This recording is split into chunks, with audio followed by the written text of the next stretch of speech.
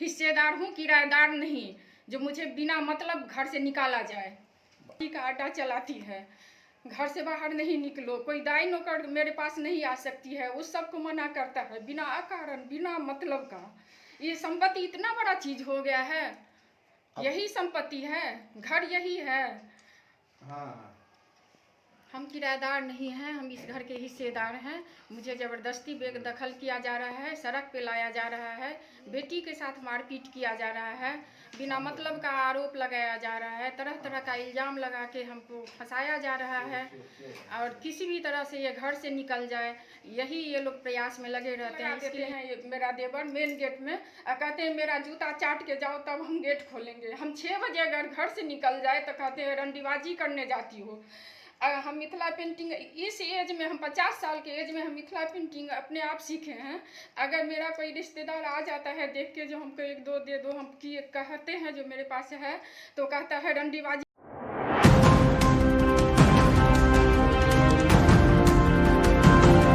दैनिक भारत में आपका स्वागत है। मिर्जापुर में हूँ, एक परिवार में आया हूँ। अब समाज कहाँ जा रहा है, समाज में अपना योगदान देने वाला बड़ा बेटा की स्थिति क्या हो जाती है, उसके ही परिवार में उनके बच्चों को किन किन समस्याओं का सामना करना पड़ता है, और बेटियों की बेजा दखल परिवार को किस मुहाने पे लेके चली जाती है, उसका जीता जागता एग्जाम्पल नमूना यहाँ पे मौजूद है। मैं बहुत दिनों से इनकी कहानी सुन रहा था, समझने में आ रहा था। ये लोग अपने बच्चों को लेके काफ़ी भयभीत हैं, अपने ही परिवार से, अपने ही चचा और फुफ्फू से, और ये खून का रिश्ता पानी में कैसे तब्दील हो जाता है उसकी सबसे बड़ी मिसाल मेरे दाएं और बाएं बैठी हुई हैं। ये लोग गांव के रहने वाले हैं, निमेठी के बैड़ा प्रखंड में आता है, और यहाँ शिक्षक हैं, उनकी पत्नी है, 2 बच्चे हैं, 3 बच्चे हैं। तो ये लोग शुरू से ज्वाइंट फैमिली की हैसियत से रह रहे थे। ऐसा फिर क्या हो गया कि यही लोग जो परिवार का भरण पोषण करते थे, अपने भाई बहनों को पढ़ाते थे, और यही इस परिवार में अनवांटेड हो जाते हैं, और इन पे शुरू होता है अत्याचार का एक लंबा सिलसिला। आइए हम दोनों से बात करते हैं और आपको बताते हैं कि दरअसल मामला क्या है। यहाँ से लेके और जो भी संपत्ति है गांव से लेके यहाँ तक का हमको ज़बरदस्ती निकाला जा रहा है, ज़बरदस्ती मारपीट किया जा रहा है, गाली गलौज किया जा रहा है, जो कि अभी ये सिविल सूट चल रहा है इस पर। और फिर भी हम सबको ज़बरदस्ती घर से निकाला जा रहा है बिना मतलब। सबसे बड़ा बेटा यही है, कमाने वाले थे, सारा घर का खर्चा उठाए थे, बहन का शादी किए, दोनों भाई का शादी में भी सहयोग किए हैं। जो भी घर का आर्थिक समस्या था दोनों अपना पिता पुत्र मिल के समस्या का समाधान करते थे। अब इस एज में मेरी बेटी 25 साल की हो गई है, 2 बेटी है, इस एज में हमको घर से निकाला जा रहा है बिना मतलब का। नहीं तो एक चीज बताइए, पहले तो आप लोग ज्वाइंट फैमिली थी जी, एक साथ रहती थी जी। अभी ऐसा क्या हो गया कि आपको घर से निकाला जा रहा है? कौन निकाल रहा है आपको? और निकाल कौन रहा है? वही देवर लोग। अभी छोटी वाली ननद को हम नहीं पसंद है तो वो अपना कर रही है बदमाशी मेरे साथ। अच्छा, क्या नाम है आपकी ननद? सुजाता झा। शादी कहाँ हुई है उनकी? इसकी ये गंगा पट्टी हुई है। पति उनके क्या करते हैं? ये अभी यूनिवर्सिटी हिस्ट्री डिपार्टमेंट में है, अमिताभ कुमार नाम है।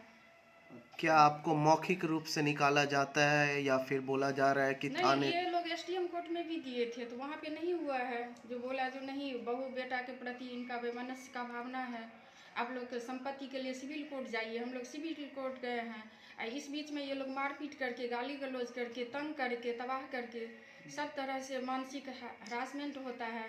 अब तो ये रेप का धमकी देने लगी है मेरी देवरानी। थाना की क्या भूमिका है इसमें? थाना आते हैं, बोलते हैं जो तुम्हारा बाबा ये रोज रोज का है तो हम कितना देर यहाँ बैठा रहेंगे, तुम लोग अपना कुछ इंतजाम करो। रोज रोज गेट बंद कर देता है, मेन गेट का ताला बंद कर देता है मेन गेट में। ये जो विवादित जमीन है जिसपे आप लोग लड़ाई लड़ रहे हैं सब मिलके, ये आखिर किसकी जमीन है, किसके नाम की है जमीन? ये सास ससुर के नाम से है, लेकिन हम भी इसमें डिस्ट्रीब्यूट किए हुए हैं।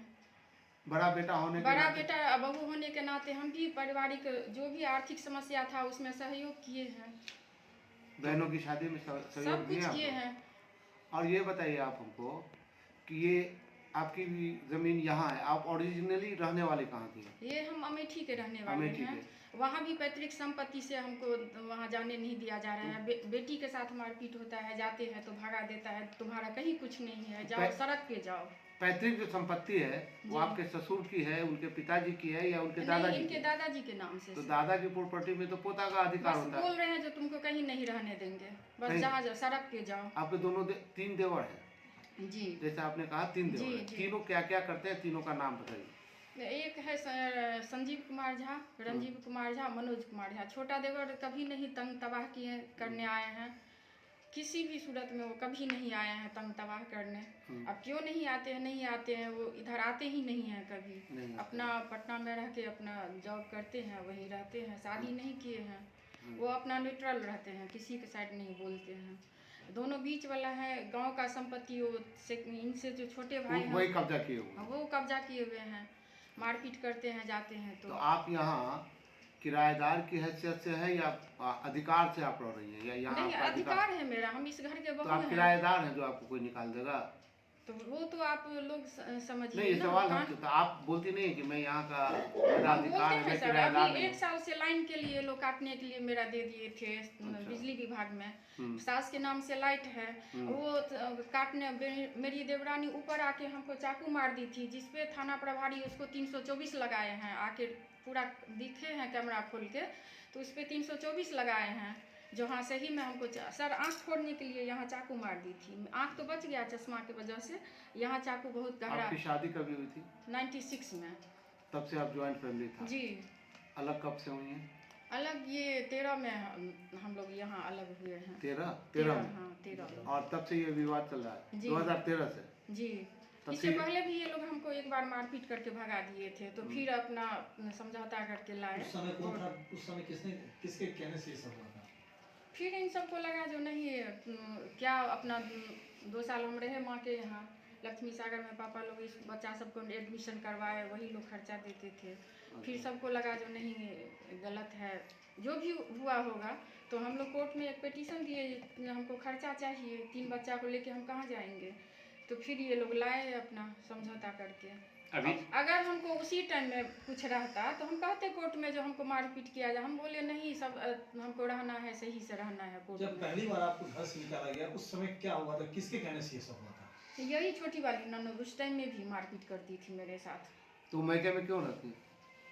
पहले भी रहती थी, बिना मतलब का रहती थी। अब बीच में चली गई थी रायपुर, उनका हस्बैंड रायपुर में करते थे। अभी जब यहाँ प्रोफेसर का बहाली हुआ है मिथिला यूनिवर्सिटी में, तो उनको अपना जॉब हो गया है। फिर 2 साल हिस्ट्री डिपार्टमेंट। क्या नाम है? अमिताभ कुमार। अमिताभ कुमार।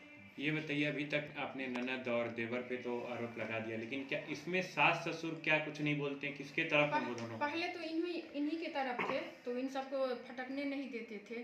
अब पता नहीं कोरोना के बाद वो लोग रहने लगे हैं, तो अब क्या किए हैं नहीं किए हैं तो वही जाने। हम लोग तो गलती नहीं करते हैं।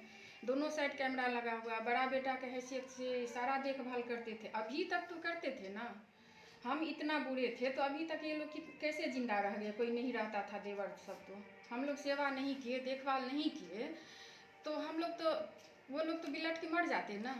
अब ये बताइए कि यहाँ आप मीडिया वालों को बुलाई हैं, जी प्रिंट मीडिया भी है, जी वेब मीडिया भी है, सबको बुलाई है, आप अपनी व्यथा बताई हैं।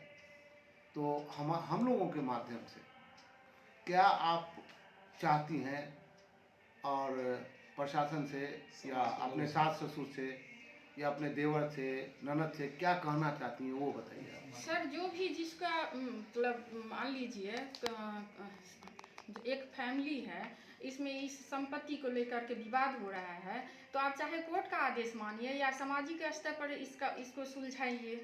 आप मेरी बेटी के साथ तो मारपीट नहीं कीजिएगा ना, हमको रेप का धमकी नहीं न दीजिएगा संपत्ति के लिए। बिना मतलब का आप बेदखल कर रहे हैं। गलती तो दिखाइए जो हम क्या करते हैं, मारपीट करते हैं तो आप सबके हाथ में मोबाइल रहता है, खींच के दीजिए मीडिया में।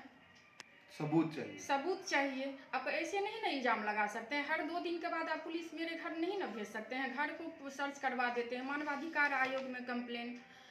आप बूढ़े हैं तो इसका नजायज सब उनको लेकर के अपना कर रहे हैं। आप अपनी ननद पे आरोप लगा रही हैं कि वो अपने लड़की के जरिए आपसे गलत करना चाहता है। जी। ऐसा आरोप जो लगा रहे हैं, कोई तथ्य कोई सबूत लगता है आपके पास? सर वो लोग आते रहते हैं अपना, अब कैमरा है उस दिन भी गेट लगा दिया है तो हम दिखाते हैं खोल के, क्या उसमें परसों भी किया है। साउंड आता है कैमरे में? नहीं साउंड तो नहीं आता लेकिन दिखेगा ना जो गैदरिंग होती है, गैदरिंग दिखाई हाँ देती है। गैदरिंग तो होगा ना, आप तो उतना कितने समझ दिन जाए। पहले ये आप ये परसों भी वो किया, मेरी बेटी के साथ किया है, उस जान इसी करके इनके सामने में पटक दी मेरी देवरानी, मेरी छोटी वाली बेटी जो रहती है, क्योंकि ये वीडियो बना लेती है मोबाइल से कुछ इसीलिए भी। पटक दी। हाँ इसको तुम कैमरा ये कहाँ पे मोबाइल पटकी थी आपकी बेटी को?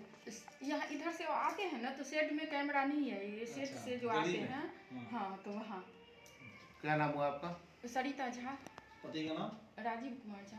की पत्नी ने आपके परिवार की पूरी कहानी बताई, शादी से लेकर के अभी तक की, आपकी भी, इसमें कितनी सच्चाई है और आप क्या कहना चाह रहे हैं अपने परिवार के बारे में?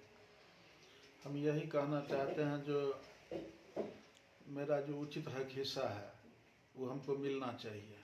एक बाप और बेटे में जो संबंध होना चाहिए उस हिसाब से हमको अपना हिस्सा मिलना चाहिए। आपकी धर्मपत्नी ने कई तरह के इल्ज़ाम लगाए हैं आपकी बहन के ऊपर कि वो उनके बेटे के जरिए खुद का उनका रेप कराना चाहती है, आपकी बेटी को मारा है। देवरानी तो उस आरोप को लेकर क्या कहना चाहेंगे? वो कही थी उस दिन।